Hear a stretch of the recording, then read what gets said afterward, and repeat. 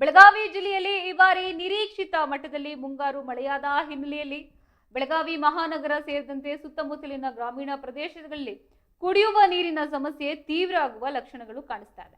ಇನ್ನು ಬೆಳಗಾವಿ ನಗರದ ಪ್ರಮುಖ ಕುಡಿಯುವ ನೀರಿನ ಮೂಲವಾಗಿರುವ ರಾಕಸಕೊಪ್ಪ ಜಲಾಶಯದಲ್ಲಿ ನೀರಿನ ಸಂಗ್ರಹ ಗಣನೀಯವಾಗಿ ಕುಸಿದಿರುವುದು ಸಾರ್ವಜನಿಕರಲ್ಲಿ ಭಾರೀ ಆತಂಕವನ್ನ ಮೂಡಿಸಿದೆ. ಬೆಳಗಾವಿ ನಗರ ಮಾತ್ರವಲ್ಲದೆ ಸುತ್ತಮುತ್ತಲಿನ 10 ಹಳ್ಳಿಗಳಲ್ಲಿ ಇದೇ ಜಲಾಶಯದ ನೀರನ್ನ ಅವಲಂಬಿಸಿದೆ. ಆದರೆ ಮಳೆಯ ಕೊರತೆಯಿಂದಾಗಿ ಜಲಾಶಯಕ್ಕೆ ಒಳಹರಿವು ಸಂಪೂರ್ಣ ಕ್ಷೀಣಿಸಿದ್ದು ನೀರಿನ ಮಟ್ಟ ದಿನದಿಂದ ದಿನಕ್ಕೆ ತಳಮುಡ್ತಾ ಇದೆ. ಇನ್ನು ಸ್ಥಳೀಯ ನಿವಾಸಿಗಳು ತಮಗಾಗ್ತಿರುವ ತೊಂದರೆಯ ಕುರಿತು ತೀವ್ರ ಅಸಮಾಧಾನವನ್ನ ವ್ಯಕ್ತಪಡಿಸಿದ್ರು. ನಗರದಲ್ಲಿ ಕೇವಲ ಪ್ರಮುಖ ಬಡಾವಣೆಗಳಲ್ಲೇ ಸದ್ಯ 10 ರಿಂದ 12 ದಿನಕ್ಕೊಮ್ಮೆ ಮಾತ್ರ ಕುಡಿಯುವ ನೀರಿನ ಸರಬರಾಜು ಮಾಡಲಾಗ್ತಾ ಇದೆ. ಇದರಿಂದ ದೈನಂದಿನ ಕೆಲಸ ಕಾರ್ಯಗಳು ಸಂಪೂರ್ಣವಾಗಿ ಅಸ್ತವ್ಯಸ್ತ ಆಗ್ತಾ ಇದೆ. ಇನ್ನು ಮಹಿಳೆಯರು ಹಾಗೂ ಹಿರಿಯ ನಾಗರಿಕರು ನೀರಿಗಾಗಿ ಪರದಾಡುವ ಸ್ಥಿತಿ ನಿರ್ಮಾಣವಾಗಿದೆ ಎಂದು ಆಕ್ರೋಶವನ್ನ ಹೊರಹಾಕ್ತಾ ಇದ್ದಾರೆ. ಇನ್ನು ಗ್ರಾಮೀಣ ಭಾಗದಲ್ಲೂ ಪರಿಸ್ಥಿತಿ ಭಿನ್ನವಾಗಿಲ್ಲ. ಉದ್ಯೋಗಾಕಾಂಕ್ಷಿಗಳು ಹಾಗೂ ಸಾರ್ವಜನಿಕರು ಪರ್ಯಾಯ ನೀರು ಪೂರೈಕೆಗಾಗಿ ಹರಸಾಹಸವನ್ನ ಪಡ್ತಾ ಇದ್ದಾರೆ. ಇತ್ತ ಮಳೆ ಇಲ್ಲದೆ ರೈತರು ಕೂಡ ಬೆಳೆ ಒಣಗುವ ಭೀತಿಯಲ್ಲಿದ್ರೆ ಇದೇ ವಿಷಯವಾಗಿ ಪ್ರತಿಕ್ರಿಯಿಸಿರುವ ಉಪಮುಖ್ಯಮಂತ್ರಿ ಹಾಗೂ ಬೆಂಗಳೂರು ನಗರಾಭಿವೃದ್ಧಿ ಮತ್ತು ಜಲಸಂಪನ್ಮೂಲ ಸಚಿವರಾದ ಡಿ.ಕೆ. ಶಿವಕುಮಾರ್ ಅವರು ಬೆಳಗಾವಿ ಜಿಲ್ಲೆಯಲ್ಲಿ ಎದುರಾಗ್ತಿರುವ ನೀರಿನ ಅಭಾವದ ಪರಿಸ್ಥಿತಿ ಸರ್ಕಾರದ ಗಮನಕ್ಕೆ ಬಂದಿದೆ. ಮುಂದಿನ ದಿನಗಳಲ್ಲಿ ಉತ್ತಮ ಮಳೆಯಾದರೆ ಮಾತ್ರ ಜಲಾಶಯಗಳಿಗೆ ನೀರು ಬಂದು ಪರಿಸ್ಥಿತಿ ಸುಧಾರಿಸಲಿದೆ ಎಂದು ಆಶಾವಾದವನ್ನ ವ್ಯಕ್ತಪಡಿಸಿದ್ದಾರೆ. ಇನ್ನು ಬೆಳಗಾವಿ ಮಹಾನಗರ ಪಾಲಿಕೆ ಹಾಗೆ ಜಿಲ್ಲಾಡಳಿತ ತಕ್ಷಣವೇ ಎಚ್ಚೆತ್ತುಕೊಂಡು ಟ್ಯಾಂಕರ್ ಮೂಲಕ ಪರ್ಯಾಯ ನೀರು ಪೂರೈಕೆಗೆ ಕ್ರಮ ಕೈಗೊಳ್ಳಬೇಕು ಮತ್ತು ದೀರ್ಘಾವಧಿಯ ನೀರು ನಿರ್ವಹಣಾ ಯೋಜನೆಗಳನ್ನ ಜಾರಿಗೆ ತರಬೇಕೆಂದು ಸಾರ್ವಜನಿಕರು ಒತ್ತಾಯಿಸಿದ್ದಾರೆ. ಒಟ್ಟಿನಲ್ಲಿ ಮಳೆರಾಯ ಕೃಪಾ ತೋರಿದ್ರೆ ಮುಂದಿನ ದಿನಗಳಲ್ಲಿ ಬೆಳಗಾವಿಯ ಜಲಕ್ಷಾಮ ಮತ್ತಷ್ಟು ಉಗ್ರ ರೂಪವನ್ನ ತಾಳೋದ್ರಲ್ಲಿ ಸಂಶಯವಿಲ್ಲ.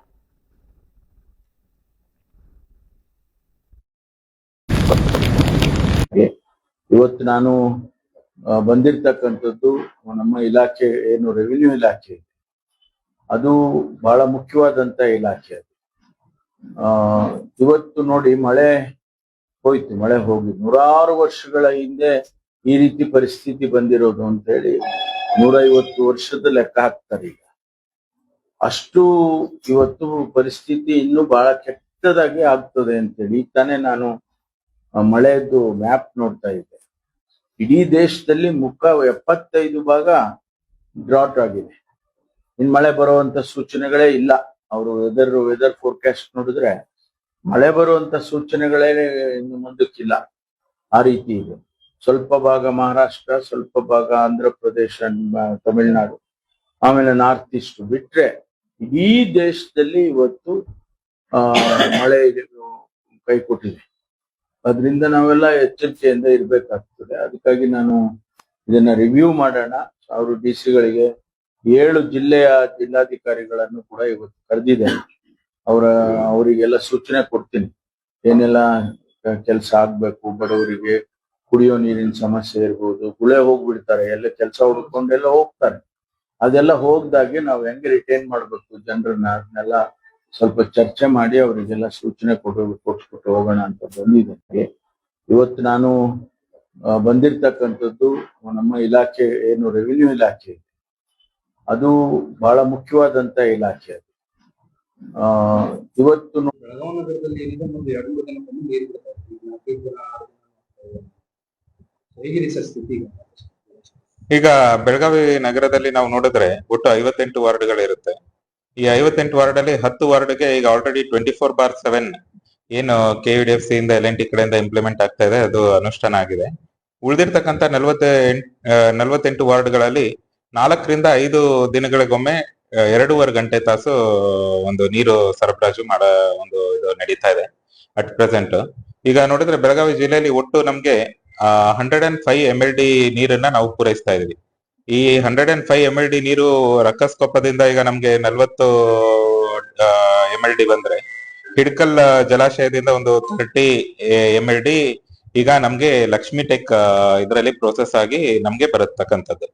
ಅದೇ ರೀತಿ ಬಸವನಕೊಳದಲ್ಲಿ ಹಿಡ್ಕಲ್ ಡ್ಯಾಮ್ ಇಂದ ನಮ್ಗೆ 34 MLD ನೀರು ಸರಬರಾಜು ಆಗ್ತಾ ಇದೆ. ಒಟ್ಟು 105 MLD ವಾಟರ್ನ ನಾವು ಸರಬರಾಜು ಮಾಡ್ತಾ ಇದೀವಿ.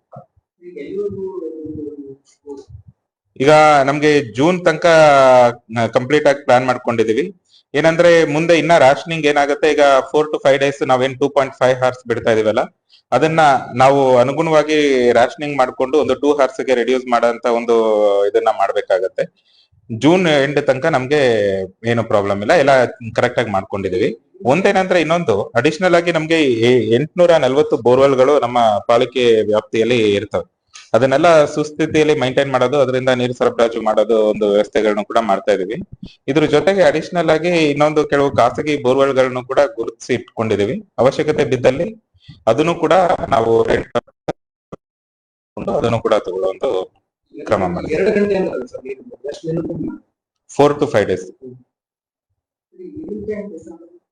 ನೀರಿನ ಟ್ಯಾಂಕ್ 28 ನೀರಿನ ಟ್ಯಾಂಕ್ಗಳಿರುತ್ತೆ ಈಗ ಅಟ್ ಪ್ರೆಸೆಂಟ್. ಇದು 4 ಕಡೆ ನಮ್ಗೆ ಫಿಲ್ಲಿಂಗ್ ಪಾಯಿಂಟ್ಸ್ ಈಗ ನಗರದಲ್ಲಿ ಆಲ್ರೆಡಿ ನಡೀತಾ ಇರ್ತಕ್ಕಂಥದ್ದು. ಅದರಲ್ಲಿ ನಾವು ವ್ಯವಸ್ಥೆಗಳನ್ನ ಮಾಡ್ಕೊತೀವಿ. ಇವತ್ತಿನ ದಿವಸ ಬೆಳಗಾವಿ ಜಿಲ್ಲೆಯ 13 ತಾಲೂಕುಗಳ ಪೈಕಿ ನಿನ್ನೆ ಮಾನ್ಯ ಉಪಮುಖ್ಯಮಂತ್ರಿಗಳಂತ ಜಿ ಪರಮೇಶ್ವರ್ ಸಾಹೇಬರು ಪ್ರವಾಸವನ್ನ ಹಮ್ಮಿಕೊಂಡಿದ್ರು. ಆ ಪ್ರವಾಸವನ್ನ ಹಮ್ಮಿಕೊಂಡಂತ ವಿಷಯದೊಳಗ ಈ ವರ್ಷ ಹವಾಮಾನ ಇಲಾಖೆ ವರದಿ ಪ್ರಕಾರ ಮಳೆಗಾಲ ಬಹಳ ಕಡಿಮೆ ಇರುವುದರಿಂದ ಮುಂದಿನ ಒಂದು ಈ ವರ್ಷದ ಬೆಳೆಗಳು ಕುಂಠಿತವಾಗಿದ್ದು 13 ತಾಲೂಕುಗಳನ್ನ ನಾವು ಬರ ಪರಿಹಾರ ಘೋಷಣೆ ಮಾಡಂತ ಕೇಳ್ಕೊಂಡಿದ್ದೇವೆ.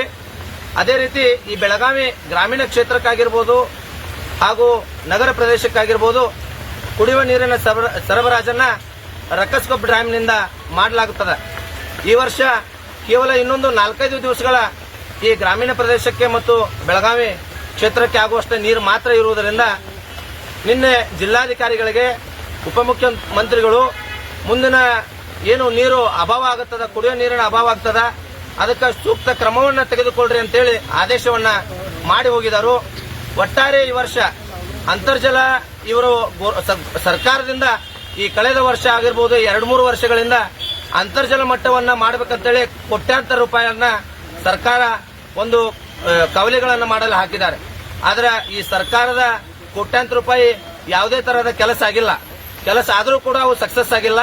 ಮುಂದೆ ಬರುವಂತ ಸರ್ಕಾರ, ಈಗೇನು ಸರ್ಕಾರ ಇದೆ, ಈ ಸರ್ಕಾರ ಅವನ್ನೆಲ್ಲ ಪರಿಗಣನೆ ತೆಗೆದುಕೊಂಡು ಈ ವರ್ಷ ಕುಡಿಯೋ ನೀರಿನ ಅಭಾವ ಬರದಂಗೆ ಸೂಕ್ತವಾದ ಕ್ರಮವನ್ನು ತೆಗೆದುಕೋಬೇಕಂತೇಳಿ ತಮ್ಮಲ್ಲಿ ವಿನಂತಿ ಮಾಡ್ಕೊತೀವಿ.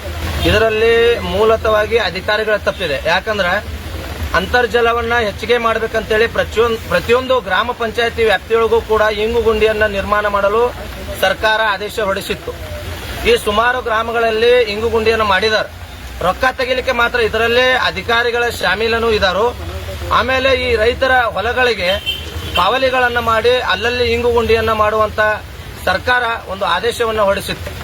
ಆದ್ರೆ ಈ ಭ್ರಷ್ಟ ಅಧಿಕಾರಿಗಳು, ನಾಲಾಯಕ ಅಧಿಕಾರಿಗಳು ಅದರಲ್ಲಿರುವಂತ ದುಡ್ಡನ್ನ ಎಲ್ಲೋ ಒಂದು ಕಡೆ ಮಾಡಿ ನಾವು ಈ ತರ ಹಲವಾರು ಮಾಡಿದೇವೆ ಅಂತೇಳಿ ದುಡ್ಡನ್ನ ತಿಂದಿರುವಂತದ್ದು ಬಹಳ ಕಡೆ ಇದೆ. ಆದ್ರೆ ದಾಖಲಾತಿಗಳನ್ನ ಎಲ್ಲಾ ಪರಿಶೀಲನೆ ಮಾಡಿ ಮೇಲಾಧಿಕಾರಿಗಳು ಇದರ ಬಗ್ಗೆ ಸೂಕ್ತವಾದ ಕ್ರಮವನ್ನು ತೆಗೆದುಕೋಬೇಕು. ಸೂಕ್ತವಾದ ಕ್ರಮವನ್ನು ತೆಗೆದುಕೊಂಡು ಅದು ಎಲ್ಲಿ ಅಮೌಂಟ್ ಪೋಲ್ ಆಗಿದೆ ಅಲ್ಲ ಅದನ್ನೆಲ್ಲ ಹೊಳ್ಳಿ ಈಗ ಏನು ಅಂತರ್ಜಲ ಮಟ್ಟವನ್ನು ಹೆಚ್ಚಿಗೆ ಮಾಡುವಂತ ಕಾರ್ಯಕ್ಕೆ ಹಾಕ್ಬೇಕಂತೇಳಿ ನಾವು ನಿಮಗೆ ತಿಳಿಸ್ತೀವಿ. ರುದ್ರಗೌಡ ಸೋಮನಗೌಡ ಪಾಟೀಲ್, ಕರ್ನಾಟಕ ರಾಜ್ಯ ರೈತ ಸಂಘಗಳ ಮಹಾಸಂಘ ಒಕ್ಕೂಟದ ರಾಜ್ಯ ಮುಖಂಡರು ಹಾಗೂ ನೇಗಿಲುಗಿ ಸುರಕ್ಷಾ ರೈತ ಸಂಘಟನೆಯ ಬೆಳಗಾವಿ ಜಿಲ್ಲಾಧ್ಯಕ್ಷರು.